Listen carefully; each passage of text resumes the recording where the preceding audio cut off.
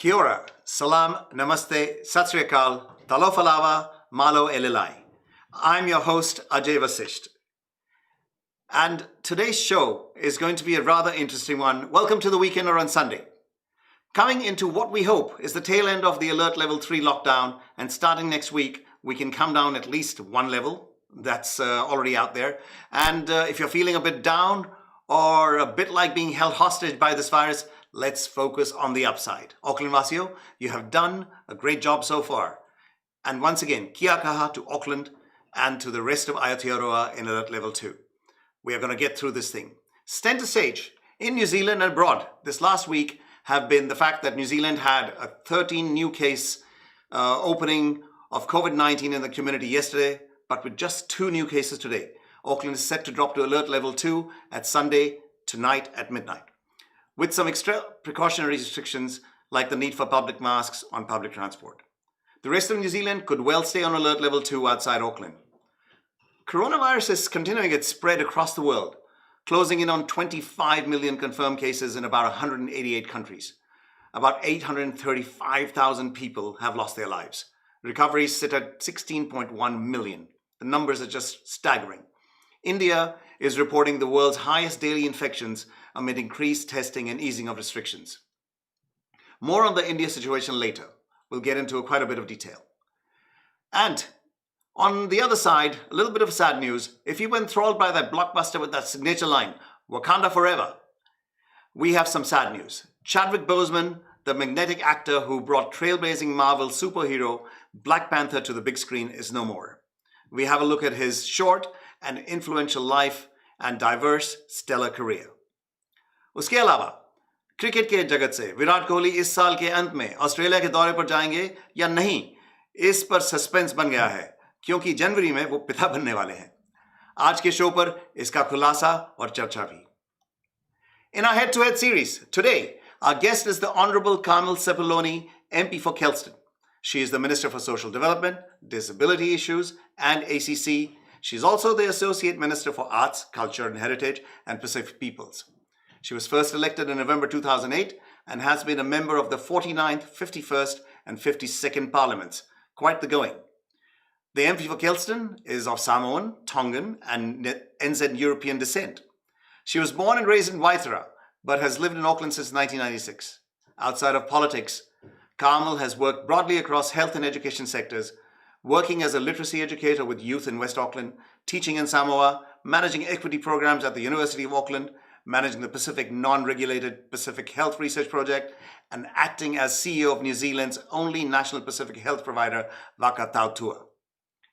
During your political career, you have brought to the fore the slashing of the training incentive allowance, made public the impact of cuts to ACC funding for survivors of sexual violence, campaigned for better legislation around social workers, and fought for the right to privacy for social service users. Welcome to the show, Minister. That's quite the checklist of achievements. How are you doing? I'm doing well. Thank you very much for having me on your show. It's always a privilege. And going on that rather impressive list, I'm sure I've barely scratched the surface. But if we were to look at all that you have accomplished, what facets from your past experiences do you feel are serving you best in your current roles in government? Well, a few different things. I think my very working class upbringing, coming from a very just New Zealand basic upbringing and an understanding for different communities that has come from that, really, I think. I'm being Pacific, but born and raised in small town New Zealand also, I think is a very special experience for me that I hold close. And so it gives me, a good understanding of what's happening out in the provinces, as well as, of course, having an understanding for what's happening in Auckland, because I've lived here for the larger part of 23 years or 25 years, actually. So, yeah, those would be a couple of the things.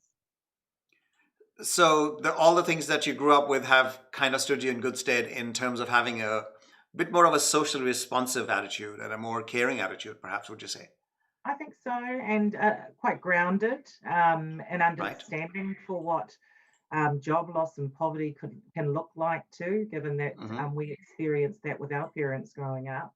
during the 90s, when many people lost jobs actually during that time. Yes. And having engaged with different communities, also gives me an understanding for what's happening across different communities.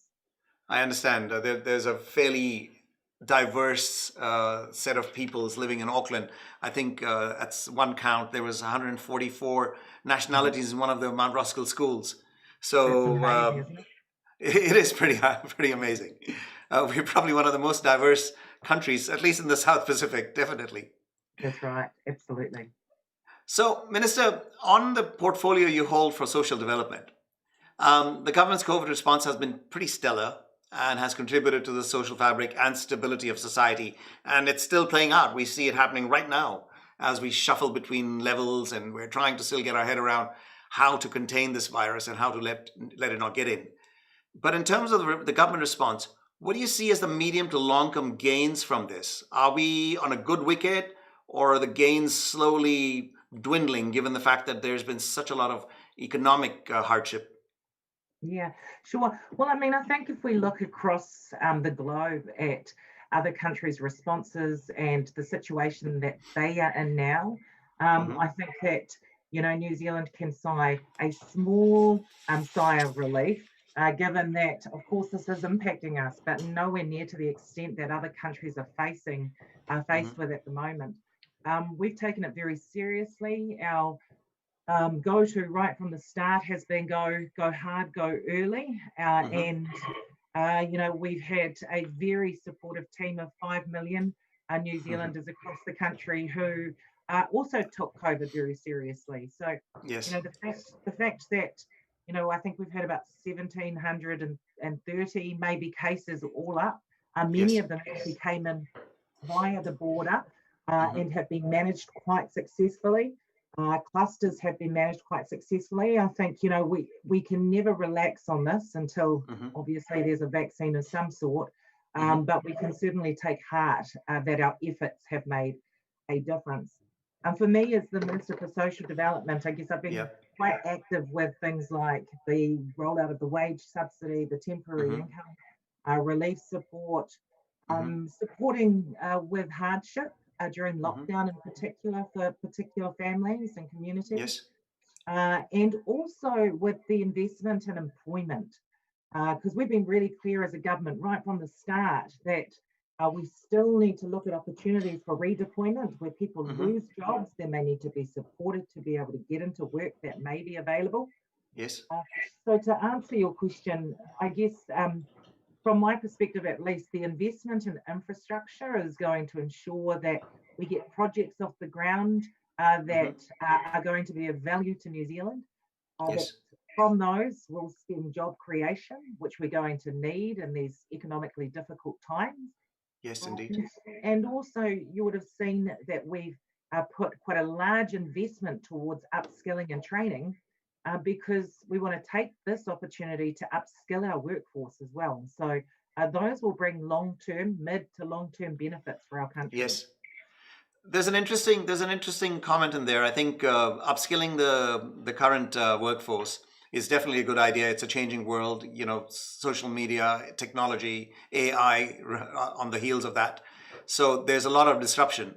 But there is also the other side of it that there is a school of thought, and this was echoed by various leaders, even Bill English back in the day when he was still on the hustings, that there is a part of the population of New Zealand that is unwilling to take up some of the jobs that are available here. Maybe not the high tech ones, but maybe at the lower end, or maybe at the blue collar end of it.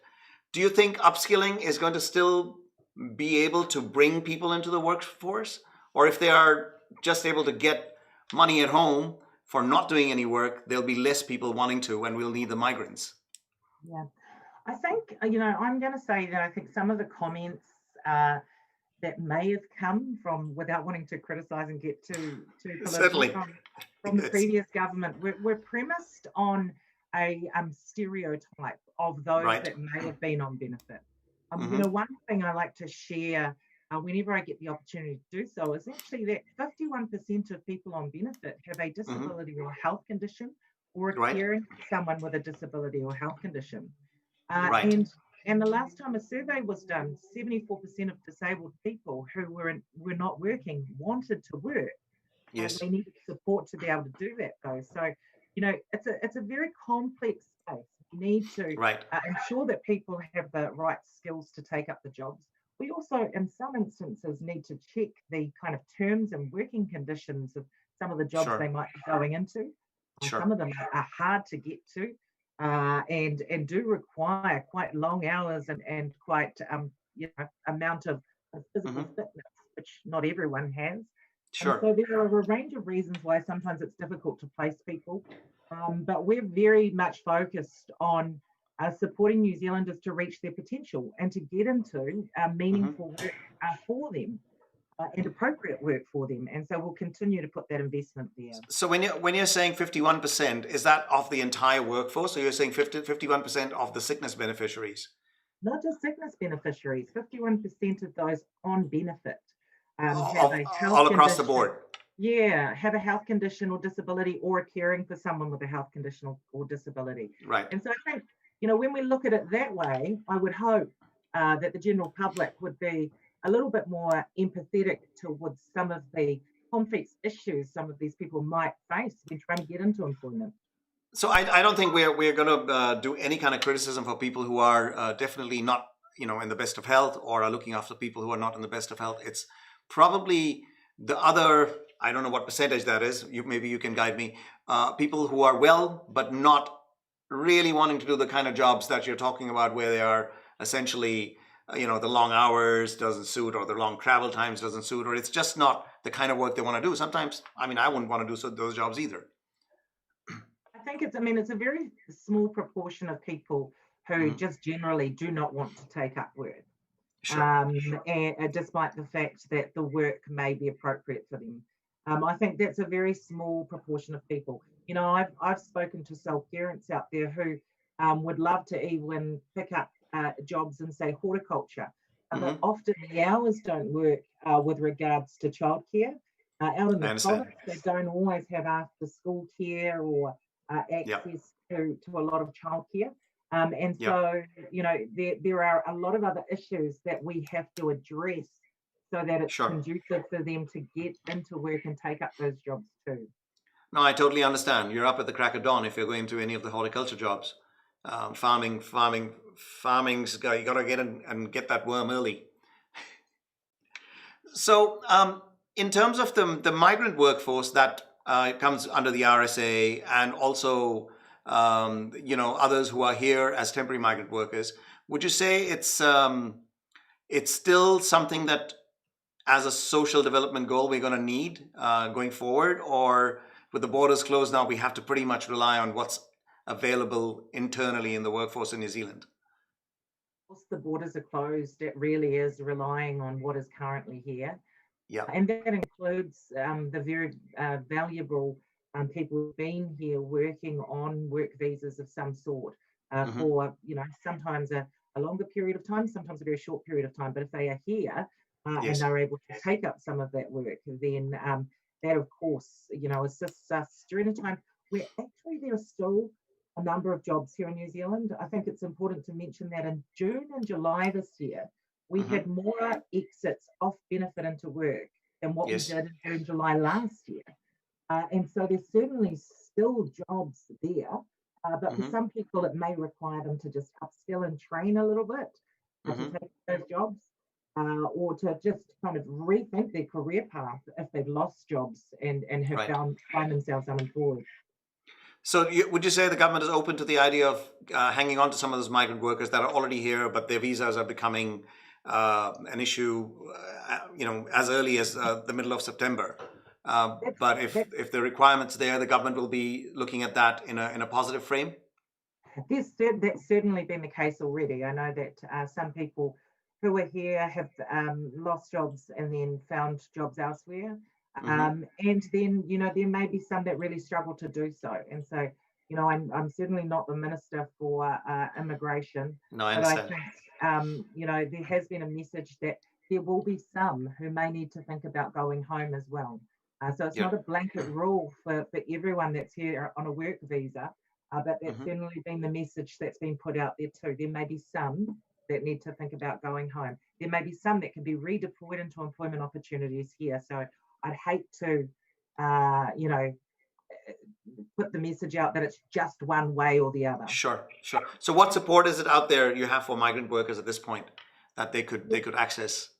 So what we did during Alert Level 4 was we did put into place support through the Civil Defence Emergency Management Hmm. units. And so those that weren't permanent residents or New Zealand citizens could Hmm. access through that for whether it be accommodation, whether it be food or support for even utilities if that was what was needed because they may have lost or jobs or had reduced income.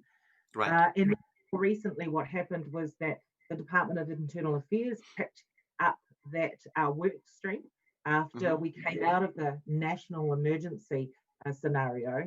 Hmm. And so, through Internal Affairs, the Red Cross has been contracted, and the Red Cross is still providing that level of support for people that may be here Right. on work visas or any type of visa, but they're just not a permanent resident or New Zealand citizen, and they may need support. So that support is still available. And the one through civil defense is part of that service available. It's really the Red Cross that picked it up after we came out of the emergency situation. And Okay. so that is still available. It's the same type of support, but it's been run through the Red Cross. Okay, that's good to know, and good for the migrant workers to find out that there is some support still available. Now, just segueing a little bit into the issue of the government's weekly income relief payments. I think they're set at about 490 a week for full-time workers and about 250 a week for part-time workers, as opposed to the normal job seeker support, which is around 200.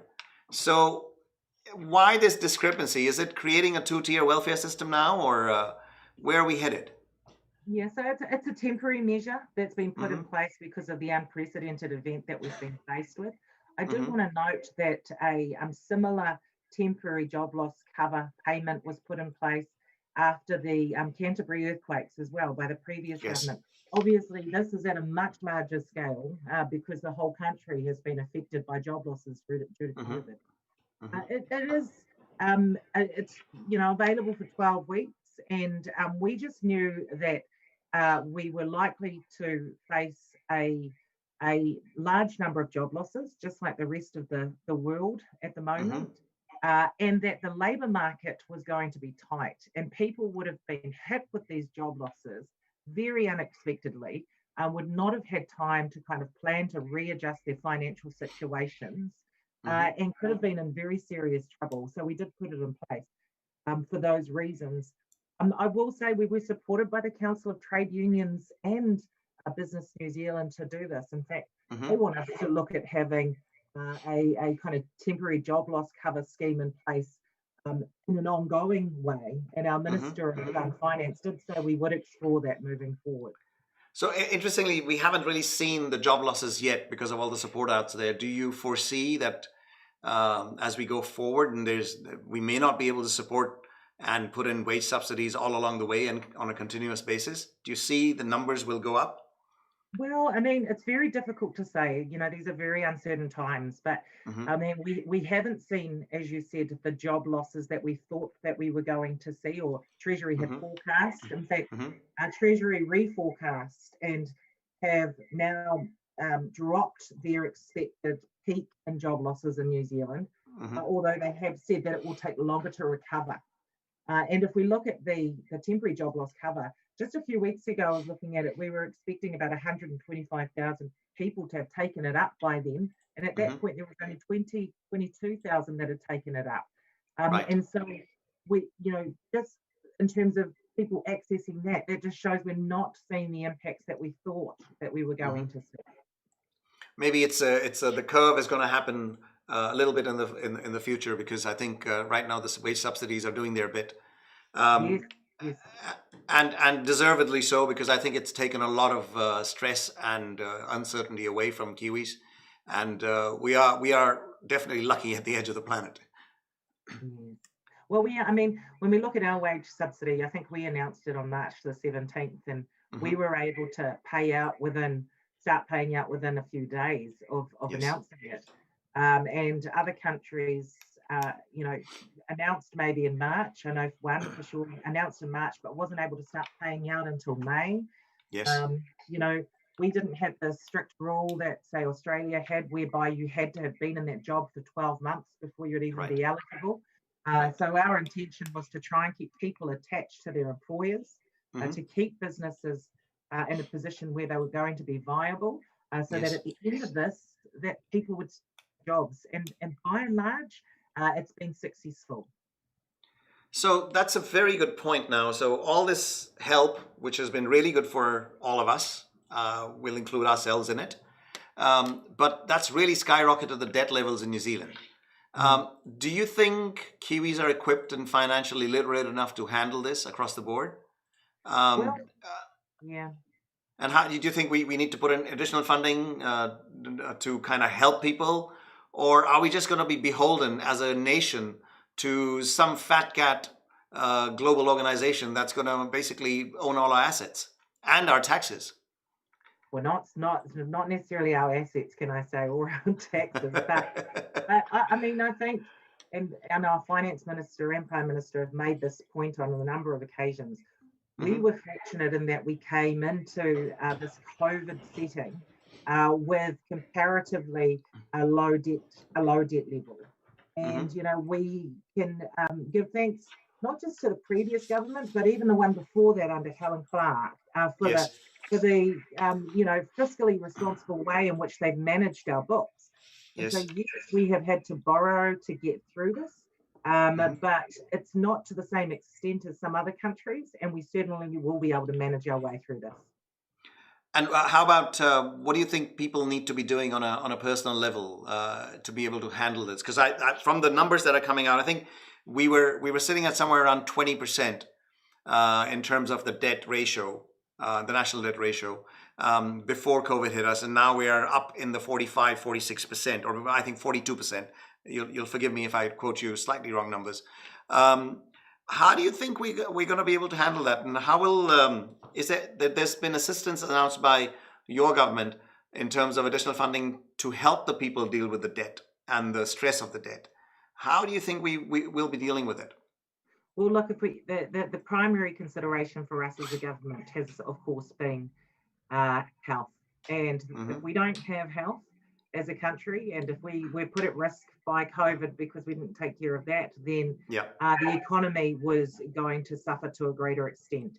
sure. So the health focus, the investment in infrastructure, job creation, Hmm. supporting businesses to be sustainable during this very difficult time, Yes. and then that investment in upskilling and training is all about future proofing for Hmm. New Zealand. So it is our response now, but as I said at the beginning, when you asked the question, it really is our mid to long term response as well. It will mean that in some ways we Hmm. should be better placed in the mid to long term because of the investments that have been put in here. So the current debt is going to probably sit at around $25,000 per head of population, the way it is right now. Do you think that's a sustainable level? We can weather this storm and get through it. I think we can weather it. I don't think that as a government we would have made that decision if we didn't think we would be able to. And keep in mind that it was only a decade ago when the previous government had to borrow significant amounts of money to get us through the global financial crisis. Hmm. We recovered from that. We'll recover from this as well. I'm very confident about that. And do you feel we will be able to do this without hiking taxes, or is there a tax rate rise coming up post elections? I I am know. not even going to speak to tax policy. I'll get myself in trouble.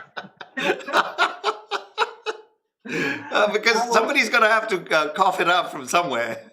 well, I think that's when you need to have a head-to-head with the finance minister. But if I even speak to taxes, I'll have him on the phone within 5 minutes, I guarantee.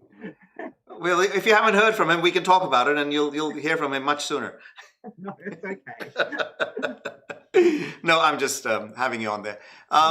No, so I think that's a concern that's there. That's why I brought it up. It's a concern among the populace as well. We are very lucky, but what's going to be what's going to happen in the future? I think that's a concern on everybody's mind.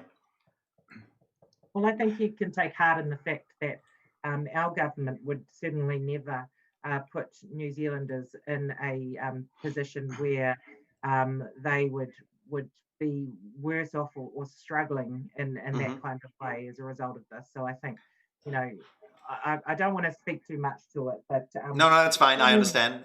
We certainly are looking at the best interests of New Zealanders in every decision that we make. So I mean that's where the sentiment is, and I think we all agree with that sentiment. Just moving on a little bit in terms of the COVID response. You might have noticed, and this is not about painting any kind of picture that is not egalitarian, but in terms of the ethnic communities and many other people at the lower end of the socioeconomic ladder, do you think the ethnic communities in general will be benefiting from the overall COVID-19 response? Because they are often seen as the disadvantaged lot, whether it is people from my part of the world or it is people from from what is just brushed off as South Auckland sometimes. Do you think that they're going to be seeing a rise, if you like, if not a disadvantagement in this situation? It is very hard to say where job losses may occur. What we know so far is that, from the last kind of demographic information I got, a large number of those that have lost jobs have been in their 20s, have been New Zealand European. And when I say a large number, I mean compared to, say, what job losses. And women, I hear it's so many much more women because of retail, women, one would presume. Yes. Yes. And so, women, in terms of job losses for women is probably one of the most concerning areas for me at the moment. And so we need to look at ways in which we can address that. But with all of the responses, whether it be the social development, health, or other agency responses, a lot of them have been quite targeted towards communities that are disadvantaged. And so I can speak for the Ministry of Social Development with our community preparedness funding or our COVID resilience fund that we opened up. The intention was always to make sure that we got the money out to communities who may be disconnected, disadvantaged, or disproportionately impacted by what is happening during this COVID context. And so Yes. I know that with the MSD funding that has gone out already, large number of Māori and Pacific organisations have applied, and also some ethnic community organisations as well. And so I would just certainly encourage that to continue. So you think that there should be a little bit more for the ethnic communities, particularly being able to support them in areas where they don't have the support before, or they were not on par. I mean, they're misrepresented in all the measurements, if you like, whether it is crime, whether it is income, whether it is poverty. So you think there may be more earmarked for them? I think, the funding quite often, and I speak for the Ministry of Social Development funding, because obviously that's the one that I've got responsibility for, they are being quite targeted in ensuring that communities who are disadvantaged, or as I said, disconnected or disproportionately impacted, that they are the ones that get access to the funding. And so, I would use this as an opportunity to encourage anyone that's listening to check out what funding might be available and to put forward an application if you think that you've got a way to support your community through what is a very difficult and uncertain time for many at the moment. So they need to just check with the MSD, the Ministry for Social Development, or go on. Yeah, there's I think it's on the Ministry for Social Development website, and if not, actually I'll check after and I can send you the details. But there are funds that are available to community groups to support with the COVID response, and so I would encourage people to check that out. And potentially ethnic communities as well, which is, I guess, a subdivision within that. Yes, absolutely. Right. So while we're on the subject of ethnic communities, and let's look at a more positive aspect, perhaps, if it's feasible.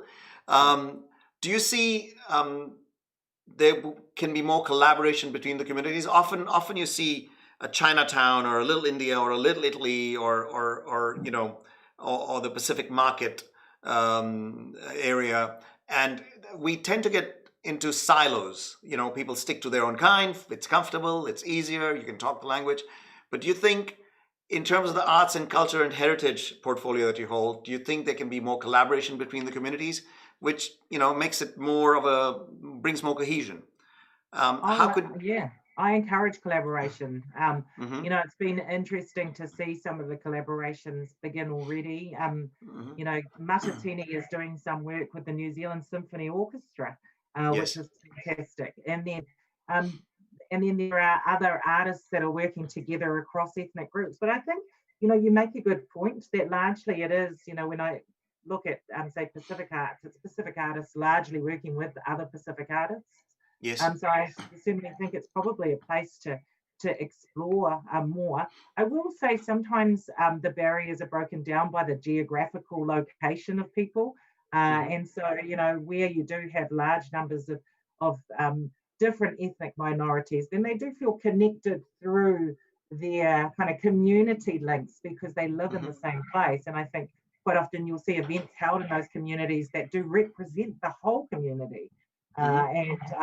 So that does already happen to a certain extent, but I think there's more room for some of it. I mean, it would be very interesting to have a Kapa Haka competition just for the Indian community, and maybe make a Bollywood film with Pacifica and Maori actors. Um, That too. Hey, I will say I did go to a Chinese event at the Synergy Trust before we went into lockdown, so it would have been about 3 or 4 weeks ago, and they were mhm. celebrating Matatini. And it was a Yes. collaboration between the Chinese community and I think it was Ngāti Whātua. Yes. And so they put that on together. And I mean, that's a collaboration I think that speaks to what you are suggesting should happen more.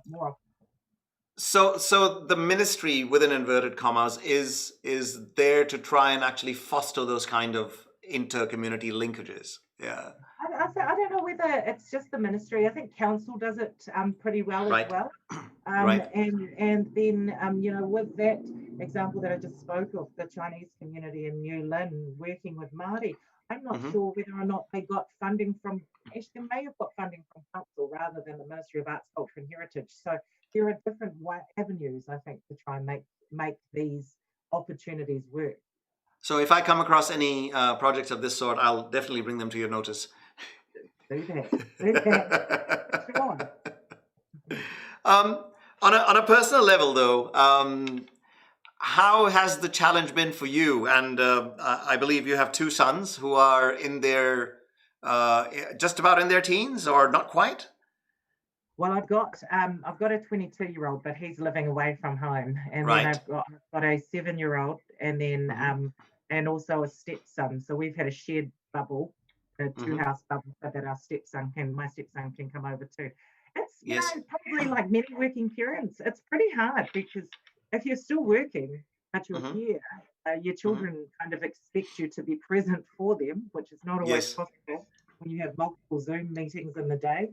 Yes. And I have to say, I've gained, even more respect for the teaching profession now because homeschooling is not my forte, and I cannot wait to send the 7-year-old back to school tomorrow. Good. I think that'll be fun. And while you were going through the challenge, was there a family favorite in terms of the dishes that go around the dining table in your home? Ah, probably we actually had quite a few barbecues because apart Right. from when the weather was not particularly nice, my Yes. husband's been out there on the barbecue with the boys, Hmm. teaching them some life skills and how to do the barbecue properly. So lots of And you're barbecue. probably jetting off to Wellington to sit with Grant and work out the next wage subsidy. I don't know what we're going to be working out yet, but I'm going down on Tuesday, so I'm actually looking forward to getting back down there. I felt a little bit guilty being stuck here whilst some of the Wellington-based MPs and other MPs from Hmm. across the country have held the fort down in Parliament, so it'll be good to Hmm. see them. So, last but not least, if you were to cast your eyes beyond the political stuff, just on a personal level and perhaps being on the inside in government, What do you see as the best case scenario for New Zealand over the next 12 months, given that we don't have any vaccine of any certainty yet, and given that we have very little to rely on from outside of New Zealand? The borders have to stay closed. What do you see as the best case scenario? Where would or should we be in 12 months' time? 12 months time, look, best case scenario is that we beat Treasury's forecasts in terms of job losses, that we recover quicker Fingers crossed. than what they anticipate, or in the very least, we meet their expectations, because actually, compared to many other countries, it's not as bad. So we want businesses to be able to survive and thrive. And we want people to remain in their jobs. We want to come out of this with New Zealanders who are actually better skilled and able to get into potentially more sustainable employment moving forward as well. And that we are healthy, that we have had as fewer losses of life as possible because of COVID. And that we continue to be resilient and focused on looking after each other. So that's a really good message to go out on. We won't hassle you with trying to predict where the employment is going to come from at this point, because I think it's anybody's guess at the moment. But that's going to become an election issue. Where is the employment going to come from? And I think maybe your ministry needs to be looking at that as well. Would you say? Yeah, but I will say that that's why we're investing in all these infrastructure projects. We need to get them done anyway. We've brought a whole lot of things forward. They create jobs, and then we also obviously need to, at the same time, have a kind of parallel stream of upskilling and training so that New Zealanders can take up those jobs. And so that's very much our focus. And my ministry, who's rolling out the apprenticeship boost, who is doing the work around supporting New Zealanders who have lost jobs to get back into employment, is very much focused on that. And so we'll continue to keep our eye on that ball. So we look forward to actually trying to stay ahead of that curve and keep the eye on the ball, as you said. Thank you very much for joining us, Minister Carmel Sepuloni. It was a pleasure to talk to you. And despite all of the stops and starts we had over the last 3 weeks, thank you very much for still making the time. Thank you for your patience. No, it's one of those things. Sometimes things work out and sometimes they don't. And you have to kind of stay on target. Thank you very much. Thank you once again. So that was the Honorable Carmel Sepuloni, and we have a little bit more of an understanding of what's going on in terms of the Social Development Ministry and her outlook on what is likely to happen to New Zealand in these rather challenging times. And to look at a little bit more of a detail on this and get a better perspective or a different perspective, let's go across to our editor from the Indian Weekender, Mr. Sandeep Singh. I almost want to do a bugle thing. Sandeep ji. And that would become your new Sunday special. And I look forward to that. Bada ba mulaiza hoshiar. Sandeep Singh, something la rahe hain. No, Ajay ji, I think we all are kind of, loving your this Sunday special show, and the different taste and different color that you're bringing in. Like every time you comes up, and you really, I'm pretty sure like everyone like me would be equally surprised, and they look forward to their Sunday weekend on Sunday show just to see what you are presenting to them. I think I think the credit goes to the team here at Indian Weekender for being so supportive. And also the fact that I think some of the ministers seem to be in a mood to share. Not all. If you remember that very interesting interview we had with Chris Fafoy, the new immigration minister, when he was newly minted and he probably had no idea what to talk about, 5 days in the job. But by and large, I think there is that be kind, be open seems to be the case. Though we don't get all the answers all the time, but that's how politics is anyway. What did you feel about today's... What did you feel about today's interview with the Minister Carmel Sepuloni? No, well, to be very honest, JJ, I kind of enjoyed your conversation, and I was texting our producing team who are sitting besides you right now and holding the Yes, fort. yes, yes. That I With a don't know from mask, where with a you mask. I have to tell you, he's with the wearing a mask, mask. obviously. That I kind of I really appreciate the wide spectrum of topics that you have been bringing into your conversation. Like I was enjoying every bit of it, and I'm pretty sure our viewers out there, they would also be loving it. From your conversation about what's who was doing the best dishes on the table, that was a very nice way of closing your conversation. People will be amazed having to have a look on what kind of conversation you can produce. So I really appreciate you and I salute you for doing that. And besides that, I would say it was an interesting conversation and largely expected. No surprises, I would say. Yes, But yes, few important points. I think it was our first opportunity to speak to Minister Carmel Sepuloni at our platform, yes, and I think she made it a point to question or rather challenge the perception about those who are on the benefit. So basically, very much so. actually Yes, bring that out was a an very idea. interesting. That was very interesting. Yes, Yeah, sure. And she put forward some numbers, some surveys, like saying that 51% of people who are on benefit, they have said in a survey that they want to go out and do a job. Well, again, so it's an important thing, and it's good that we were able to hear from Minister directly on our platform, so that we can also enrich the debate, the national debate, that how much support should be given to those who need it, and how quickly we can gently nudge them back to work. Again, yes, there are many perceptions out there, but it's always good to know and hear directly from the minister. And the second point, which I kind of liked it, and probably again, I think we would be the first media hmm, where probably minister has disclosed that when she was talking about how we were doing, in terms of rather, I would say, between the two lockdowns, the one that we started nationally in March, April, and then yes, again the current one where we are here in Auckland. Probably she revealed that in June or July, probably there were maximum number of people who have been nudged back into the work. And comparing it with last year's, which is again, I think, a remarkable thing, a very encouraging thing. yes. And we will need to follow it up and get accurate numbers. So probably we can work on that if that has happened, or we can probe it further as well, just to see, to find out the real truth over there. Yeah, But and I think it would be I very think from interesting. It would be very interesting to see how those numbers do stack up.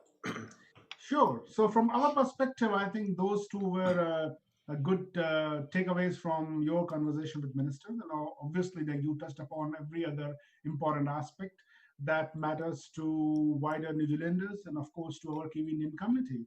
You touched upon the support that is available for our working migrant communities, including our Kiwi Indian communities. Well, we at Indian Weekender, we have always been I would say, working on those stories and telling Yeah. our audiences and readers what kind of support is available out there for temporary migrant workers. But it's always good to hear directly from minister. So hats off to you. On that note, I think they are definitely between a rock and a hard place because it's a little bit of the case of not required here, not required there. Hindi में जो बोलते हैं वो मैं नहीं बोलना चाहूँगा, लेकिन they are definitely in between a rock and a hard place because those who can't get themselves into a new job or they cannot keep the existing jobs, they are probably going to be shown the door. And meantime, there is very little help available for them let's say in comparison to people who are citizens or residents, though they could receive. And I think that uncertainty is difficult for the families of these migrant workers. It's difficult for themselves. It's difficult in terms of creating any kind of planning for the future. Do you work here? Do you go back home? So I think they really have caught the brunt of this in New Zealand. And look, in India also, the migrant workers are the ones who caught the brunt of it as well, which is what happened at the time of the lockdown when millions of people were trying to get back to their villages and their small towns. So it looks like the migrants and the older generation have probably caught the brunt of this COVID crisis probably the most. Well, I would, of course, there is no way that I can disagree with you. But having said that, our focus at Indian Weekender is always to lobby for our migrant workers, our fellow Absolutely. co-ethnic communities, and Absolutely. just by being shown what's happening overseas, and it doesn't mean that we cannot demand more empathy and support for our fellow co-ethnic migrant Oh, yeah, workers. yeah, So definitely. that's not going to stop. Indian Weekender will keep on working hard, lobby the government, hold them to account, Yes, indeed. and try to get as much as support as we can get for our fellow co-ethnic temporary migrant workers who are experiencing a hard time here in New Zealand. I think 26th August is a critical date for many visa holders. So it'll be interesting to see. Sorry, 26th September, from what I know. It'll be interesting to see what happens thereafter to the numbers, to the total numbers that are sort of in limbo at the moment.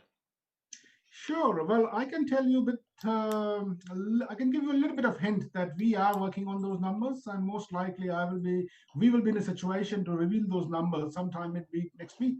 So that's more reason for all of our viewers to keep an eye on what we will be bringing in for you, and we will try to see what other things we can get in the coming week.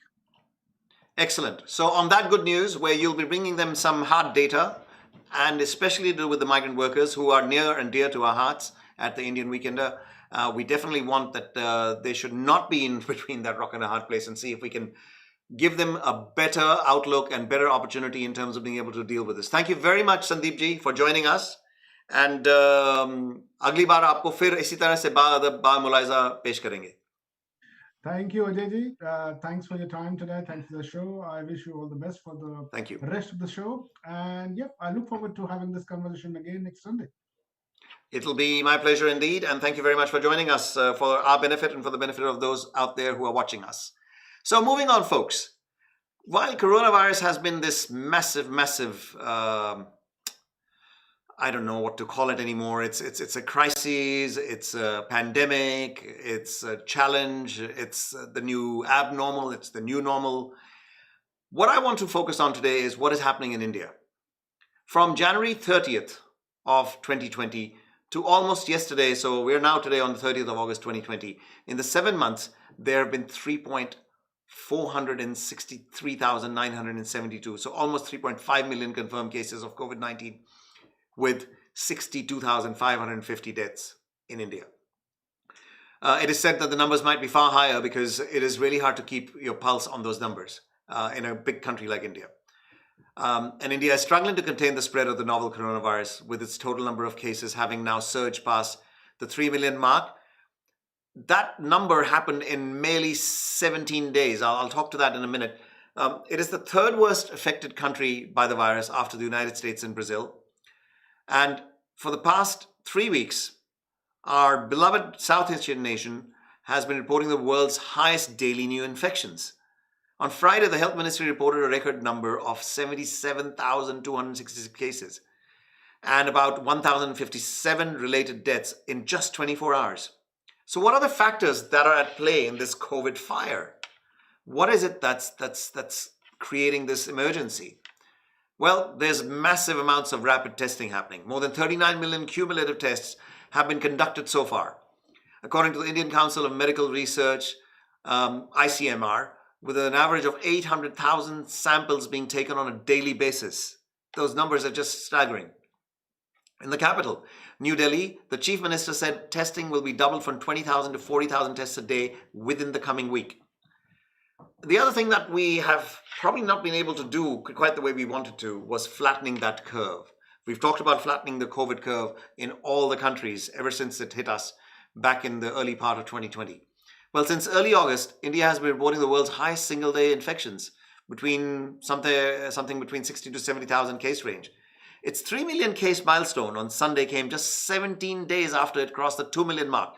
So it took months to get to the 2 million mark from about January till now. And then in just 17 days, it took another million. That is just stupendous. It is amazing numbers, and they're scary numbers. The virus is spreading particularly rapidly in the rural areas, where 2/3 of the country's 1.3 billion population lives. Lockdown restrictions have been eased, and businesses have had to be reopened in most parts of the country. People are seen not wearing masks in public places, or they're not able to practice physical distancing. They may not be able to, or sometimes they can't. Despite the country's efforts and comparison to the devastation caused by the pandemic in the developed countries, India has not managed to flatten that curve. On top of that, we have had what was officially the largest lockdown on the planet. In late March, India imposed a nationwide lockdown. The world's largest 1.3 billion people were affected. At the time, the country had recorded only 1,519 infections, including 10 deaths. The nearly 2-month-long strict shutdown sparked a humanitarian crisis. We alluded to that shortly, a short while ago in the conversation with Sandeep Singh ji as well, where tens of millions of migrant workers were stranded in cities across the country, losing their jobs, battling hunger, running out of money, and struggling to return to their home villages. A professor at the Center for Social Medicine and Community Health at New Delhi's Jawaharlal Nehru University, a gentleman by the name of Sangamitra Shilacharya, has said that the government should have formulated a formidable plan to mobilize the healthcare system and better prepare for the pandemic during that time, instead of focusing on symbolic rituals of lighting up candles and banging pots and pans on balconies. The next tentpole that is affecting this entire situation has to be the healthcare system. The pandemic has exposed India's fragile health infrastructure. Hospitals across the country are overwhelmed, with many running out of beds and ventilators for COVID-19 patients. Officials in India's 2 largest cities, the capital New Delhi and the financial hub Mumbai, have reported an alarming shortage of space in hospitals' intensive care units, ICUs, and general wards. Frontline staff are not available.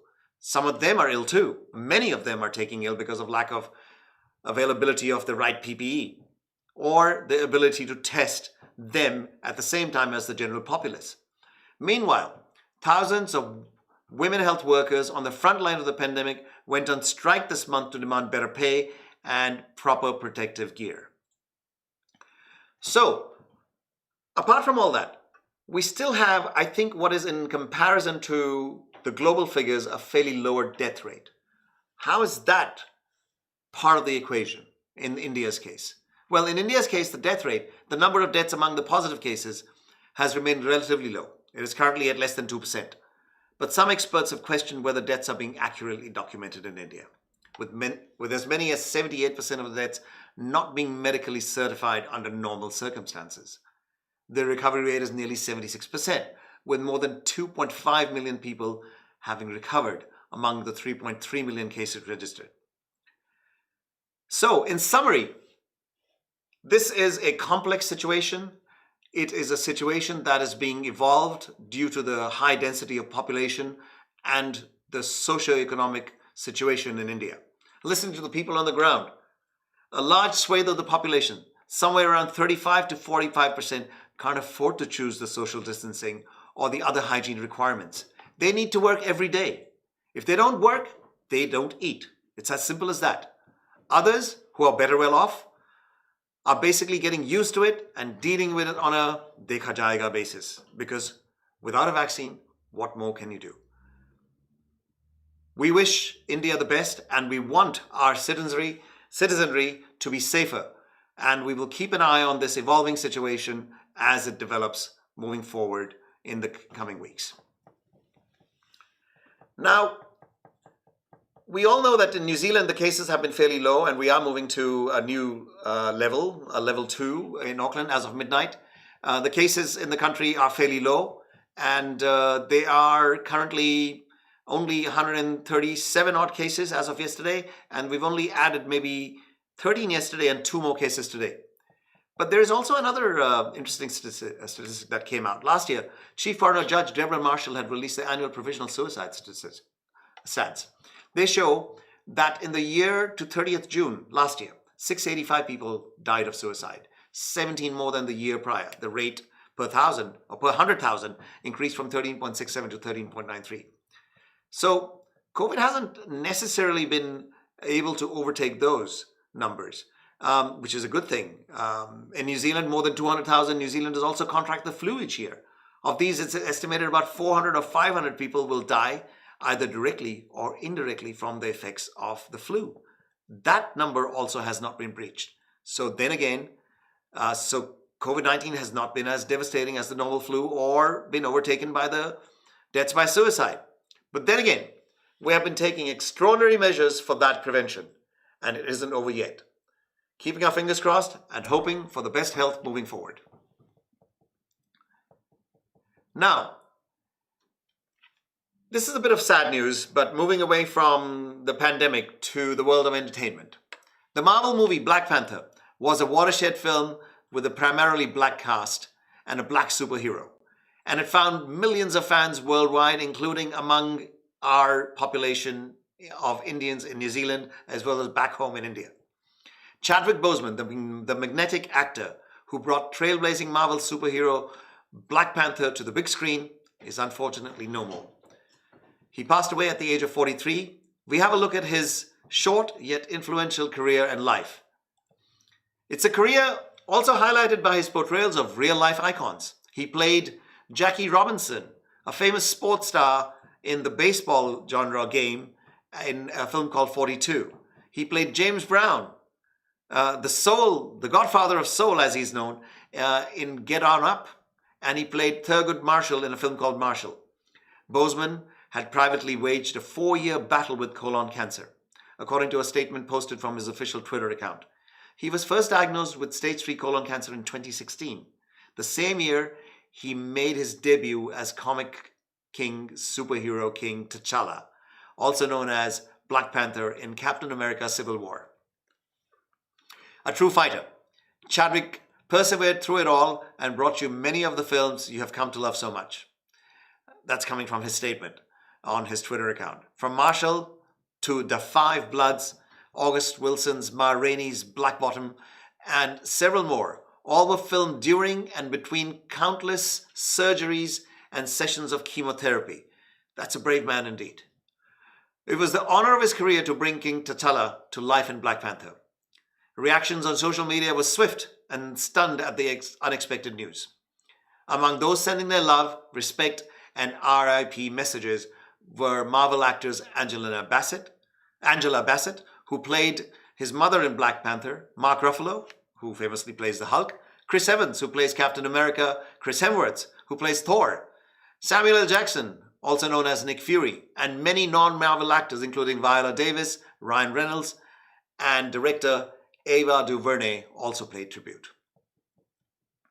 Heartbroken, my friend and fellow Bison Chadwick Boseman was brilliant, kind, learned, and humble. That came from Senator Kamala Harris. She's the one who is now on that ticket with Joe Biden as the vice president. He left us too early, but his life made a difference. Sending my sincere condolences to his family. Speaking with the Times in 2018, Boseman, who was also a playwright and director, described a desire to play characters and tell stories that expanded the breadth of representation of the Black experience. The projects that I end up doing, that I want to be involved in any way, he said, have always been projects that will be impactful for the most part to my people, to Black people, said Boseman. To see Black people in many ways which have not been seen before, which you have not been able to see them in before. Last year, flanked by his Black Panther co-stars, Boseman referenced the late singer-songwriter and civil rights activist Nina Simone as he accepted the Screen Actors Guild Award for Best Cast in a Motion Picture on behalf of the ensemble. We all know what it's like to be told that there is no place for you to be featured. Yet you are young, gifted, and Black, he said. We know what it's like to be told that. There's not a screen for you to be featured or a stage for you to be featured on. Well, he got on that stage, he got on those screens, and he shone with his talent and his grace on set and in real life. As they said, Wakanda forever, your life and memories shall live on with all of us, Chadwick Boseman. Moving on from that sad bit of news from the entertainment sector, let's look at a little bit more of an interesting news coming out of the cricketing world. Virat Kohli इस साल के अंत में Australia के दौरे पर जाएंगे या नहीं जा पाएंगे, इस पर सस्पेंस बन गया है, क्योंकि जनवरी में वो पिता बनने वाले हैं. So the family already knows that they are in the family way. Team India के कप्तान विराट कोहली की पत्नी अनुष्का शर्मा प्रेग्नेंट है और खबरों के मुताबिक दोनों अगले साल जनवरी में माता पिता बन जाएंगे. विराट कोहली ने खुद इस बात की खबर ट्विटर के माध्यम से दी थी. माध्यम से दी थी। इस साल के अंत में टीम इंडिया को ऑस्ट्रेलिया के दौरे पर जाना है। ऐसे में विराट ऑस्ट्रेलिया जाएंगे या नहीं, इस पर सवाल खड़े हो रहे हैं। वहीं विराट ऑस्ट्रेलिया जाएंगे या नहीं, इसे लेकर क्रिकेट ऑस्ट्रेलिया भी चिंता में है, क्योंकि विराट कोहली ऐसे खिलाड़ी हैं जिनके नाम पर ही दर्शक मैच देखने खींचे चले आते हैं। अगर वो टेस्ट सीरीज का हिस्सा नहीं होंगे तो इससे दर्शकों की संख्या पर असर तो जरूर पड़ सकता है। अगर विराट कोहली जाएंगे या नहीं जाएंगे, इसे लेकर बीसीसीआई के एक अधिकारी ने रॉयटर्स से बात करते हुए ये बात साफ की कि ऑस्ट्रेलिया दौरे पर तो वो जाएंगे ही अभी, लेकिन अधिकारी ने यह कहा कि वो इस दौरे के उपलब्ध में पूरी तरह से वहां पे उपलब्ध रहेंगे या नहीं, इसके बारे में कोई टिप्पणी नहीं है। इसके संबंध में वो कुछ भी ऐसा नहीं कह सकते जिससे लगे कि वो वहां नहीं जाएंगे। हाँ, उस अधिकारी ने ये एनोनिमसली बोला, अपना नाम गुप्त रखना चाहा, ये शर्त रख के उन्होंने ये बात बताई। उन्होंने ये भी कहा कि अगर बीच सीरीज में आना पड़ता है वापस, तो उन्हें इसके बारे में कुछ नहीं उन्हें वो कुछ नहीं कह सकते इसके बारे में। हालांकि अभी भी उस सीरीज से पहले काफी वक्त है एंड कोरोना भी चल रहा है। सीरीज हो पाएगी, नहीं हो पाएगी, कितने लोग या कितने दर्शक मैदान में भी आएंगे, इसका भी पता नहीं। लेकिन आपको हम ये बता दें, इस साल के अंत में भारत को ऑस्ट्रेलिया के खिलाफ 4 मैचों में टेस्ट सीरीज खेलने की जो शुरुआत है वो 3 दिसंबर में गाबा में होगी। इसके बाद भारत व कैंगरूज की जो टीम है वो उनके बीच पिंक बॉल टेस्ट मैच आयोजन किया जाएगा, जो 11 दिसंबर से एडिलेड में खेला जाएगा। और तीसरा टेस्ट मैच 26 दिसंबर को, that boxing day test, Melbourne में खेला जा सकता है। लेकिन given what's happening in Melbourne, वहां पे कोविड केसेस काफी बढ़ रहे हैं, हो सकता है इसको शिफ्ट करके मैच को शायद जनवरी में सिडनी में खेला जाए। टेस्ट सीरीज में के बाद दोनों देशों के बीच में 3 मैचों की वनडे सीरीज भी खेली जाएगी, जिसका पहला मैच 12 जनवरी को पर्थ में, दूसरा मैच 15 जनवरी को मेलबर्न में, और वहीं तीसरा मैच 17 जनवरी को सिडनी में होगा। And there is big money at stake in this series. एक रिपोर्ट के मुताबिक इस सीरीज के लिए सीए क्रिकेट ऑस्ट्रेलिया को $300 मिलियन दिए गए हैं, और जो कि कोविड-19 के महामारी की वजह से T20 वर्ल्ड कप पर जो स्थगन हुआ उसको झेल चुकने के बाद, जिसका आयोजन अब 2022 में किया जाएगा, इसलिए उनके लिए जो राशि है बहुत मायना रखती है। 300 million is not a small amount folks. वहीं दूसरी तरफ विराट फिलहाल यूएई में हैं, जहां पर वो आईपीएल 2020 में आरसीबी के लिए कप्तानी करेंगे। इसी लीग की शुरुआत 19 सितंबर से होगी, उसके बारे में भी आपके साथ चर्चा करते रहेंगे और उसके लिए खबरें लाते रहेंगे। In our WhatsApp corner today, not too many jokes today. I thought, given the way the things are moving, we should look at something a bit more closer to our hearts and our minds. And I got this very interesting WhatsApp forward the other day. It said, what is luxury? They made us believe that luxury was the rare, the expensive, the exclusive, everything that's deemed unattainable. Now we realize that luxury were those things, those little things that we did not know how to value when we had them. And now that they are gone, we miss them so much. Luxury is being healthy. Luxury is not stepping into a hospital. Luxury is being able to walk along the seashore in the sunshine. Luxury is going out on the streets and breathing without a mask. Luxury is meeting with your whole family and with your friends. Luxury is being able to see people face to face. Smiles are a luxury. Luxury are hugs and kisses. Luxury is enjoying every sunrise. Luxury is the privilege of loving and being alive. All this is luxury. And we either did not know or had forgotten about it. So remember, what is the true meaning of luxury? Stay blessed, stay grateful. And आप सब अपना ख्याल रखिएगा, जहां भी हैं, safe रहें, स्वस्थ रहें. I'm your host, Ajay Vasisht, with The Weekender on Sunday. I will see you next Sunday in, for now, abhi bhi, one of the safest countries दुनिया भर में. Kia ora, salam, namaste, sat sri akal. Till next time. Do follow us on Facebook, Twitter, Instagram, YouTube. I'll see you again, same time next week.